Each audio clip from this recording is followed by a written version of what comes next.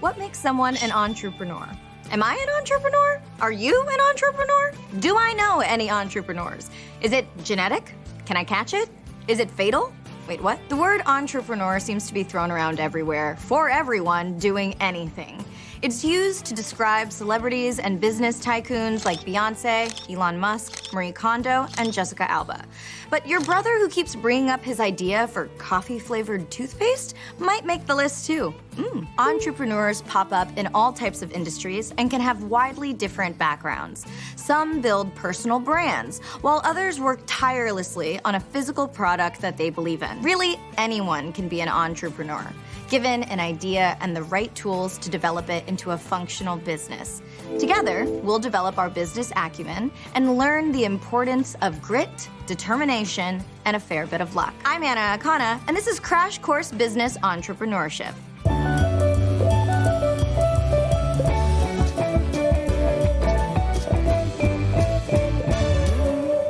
Some people define an entrepreneur with buzzwords like trailblazing, innovative, problem-solving, passionate, and on and on. These might all be traits that entrepreneurs can strive for.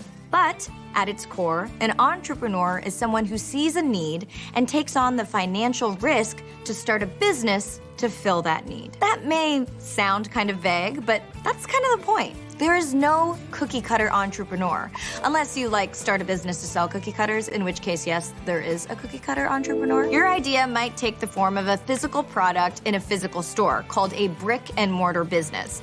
In Montana, Charlie and Barbie Beaton of Big Dipper Ice Cream took their passion for locally made ice cream from one shop in downtown Missoula to appearing on Good Morning America. Damn. Or instead of a tangible product, your venture might be a national empowerment network. Girl Boss New Zealand was founded by 20-year-old Alexia Hilbertidou after she was the only woman in her upper-level physics class. Her goal is encouraging high school-age women to pursue STEM and leadership careers. Or you might set your sights on an international online media empire, like Arianna Huffington, the founder and namesake of HuffPost. She founded her site with partners as a friendly alternative to news aggregators, and she eventually sold it to AOL in 2015 for $315 million US. Get it, Ari? It's clear that entrepreneurs come in all flavors. According to the Global Entrepreneurship Monitor, over 100 million businesses are launched each year. That is 11,000 per hour, or 3 new businesses per second. There they go. So instead of just defining who is an entrepreneur, since it is such a wide scope, we can instead narrow down our definition by understanding who is not one. Let's go to the thought bubble. Say Congress works for MeWow, a feline health and fitness company. He notices a need, a shocking lack of cat transportation, and comes up with the idea for the cat cycle, which he pitches to his boss. MeWow immediately sends the cat cycle into production because it's a genius idea, obvi, and it flies off the shelves. Even though Congress is using an entrepreneurial mindset, by our definition, he isn't an entrepreneur yet. The company, MeWow, actually took the financial risk to develop, produce, and sell the cat cycle. Meanwhile, Beetle sees the same need for cat transportation and sketches out the cat board in his personal idea notebook after work. He's gained valuable experience working for MeWow and develops the cat board in the evenings and on weekends before striking out on his own. Using his personal savings, Beetle commissions a prototype that he shops around to local stores. A few are interested, and he sets up contracts with them.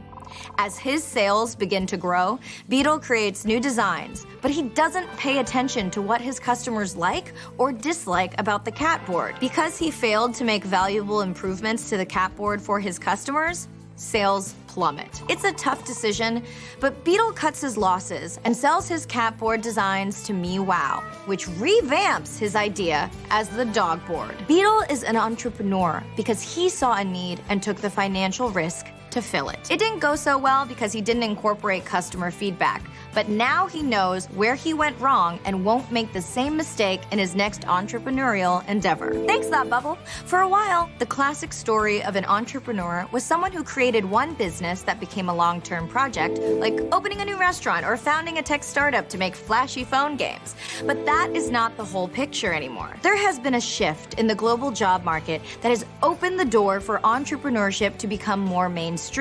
Specifically, I'm talking about the rise of the gig economy. Contract work, called gigging, is becoming more popular and taking up more of the labor market. And I don't just mean gigs like musicians and comedians hopping between open mic nights. Instead of a long-term relationship, where employees are paid salaries by the hour or year, businesses are temporarily hiring people for specific projects. This shift has made it financially easier for entrepreneurs to find people to get their businesses going without committing long-term to paying employees. And it's allowed early-stage entrepreneurs to find flexible work to support themselves as they develop their product or service. This doesn't mean everyone in the gig economy is an entrepreneur. It's just given more people the opportunity. So a more traditional path might be joining an accounting firm right after college and working 9 to 5, Monday to Friday until you retire, or die of boredom. Spreadsheets for life? No thank you. Some people might feel fulfilled with that kind of steady employment, and the stability that comes from being a salaried employee with health insurance can be incredibly valuable. Others, like us entrepreneurs, might itch for more independence. In the gig economy, you could have a couple of ways to make money, in addition to or instead of that 9 to 5 job.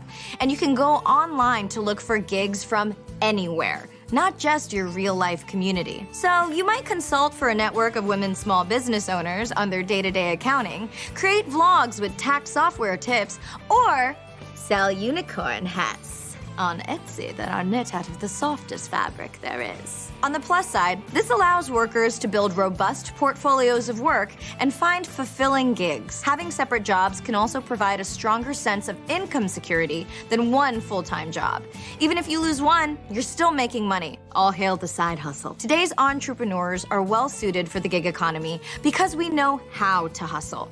We're independent thinkers who are comfortable with developing our own diverse income streams, marketing ourselves, and connecting with others. I mean, who has not had a Lyft driver who moonlights as a cinnamon roll artisan, right? But there are still problems with the gig lifestyle.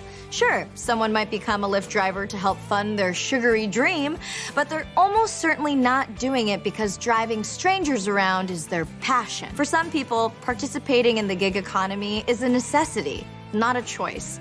Scrambling to pay rent and afford food is another reason to have a bunch of gigs. And depending on the country and government, gig workers can have fewer legal protections, like mandatory breaks and standardized pay, or they might have a harder time maintaining insurance and retirement accounts. This makes some countries more attractive to entrepreneurs, such as New Zealand, Singapore, and Denmark, based on the World Bank's annual analysis of the ease of doing business. But even in those countries, there's a difference between legally being able to take a break and actually taking a break. It can be a struggle to turn off the hustle, especially for those of us trying to create a personal brand with our art or online presence. But taking time for fun hobbies and spending time with your friends and family are very important parts of being successful and so necessary to staying mentally healthy. Trust me. So it's not all blue skies and rainbows. But if you ever wanted to be an entrepreneur, the gig economy has made it more possible now than ever. Even still, entrepreneurship is not easy. Taking a financial gamble is stressful, and so is working long hours to try and get a project off the ground. I know for me, the lack of structured work time often means that my business has no off time at all. And if I'm not careful, I can just work myself around the clock and get very exhausted. But tons of us take the leap to start a new business and stick with it through the ups and the downs. So, what exactly keeps us motivated through those downs? At the top of the list is freedom. Entrepreneurs get to be their own bosses. This can mean setting your own hours, deciding on your dress code, or the lack of. I mean, sweatpants all day, every day, am I right? I mean, maybe you want to work from bed or while you travel, writing emails by the pool. And for traditionally underrepresented groups in business, like women, people of color, or the LGBTQ+ community, ding, ding, ding, I'm all those things, it can mean defining your own destiny. You can create an inclusive company culture and work environment rather than feeling stuck in an uncomfortable or even possibly illegal situation with a boss or coworker. If someone keeps talking over you and dismissively says women can't be funny, you don't need to hire them for your writer's room or film set. Or if a coworker from a previous job got fired for having a natural hairstyle, you can create a business where that would never happen. You wield the power. A study in the Social Science Research Network Journal found that entrepreneurs start companies because they mostly believe that 1. They are inherently more valuable than how they appear on paper. 2. They are wasted working for someone else. 3. Their resumes don't show the real them. 4. Large companies can't appreciate their full potential. And finally, they are capable of turning their internal value into real-life money. Basically, entrepreneurs believe in themselves. And sure, building self-confidence over time isn't always easy, but it can be a powerful motivator. And then there's potential wealth. Yes, there is financial risk in starting a business, but there is money in running a successful one. Entrepreneurial lore is full of rags to riches tales, where people pitch the next Snapchat and are launched into the business stratosphere. Like Oprah Winfrey has said, she spent her early childhood wearing overalls made of potato sacks, but she became North America's first Black multi-billionaire and queen of the daytime talk show. Sure, this is the stuff of inspirational posters, and not everyone can make it this big. But entrepreneurship does create a culture of opportunity that might work for some non-traditional workers. Of course, every entrepreneur with a massive success has also had hundreds of failures. Yeah, I know, the dreaded F word. Lean Startup Methodology is basically the globally recognized guidebook for entrepreneurs created by Steve Blank and Eric Ries. And it says that stumbling is perfectly fine if we learn as we go. But to identify and learn from failures, every entrepreneur has to ask themselves, what does success look like to me? Is it earning $30,000 a year in your food truck and skiing every weekend? Is it selling your idea for $1 million?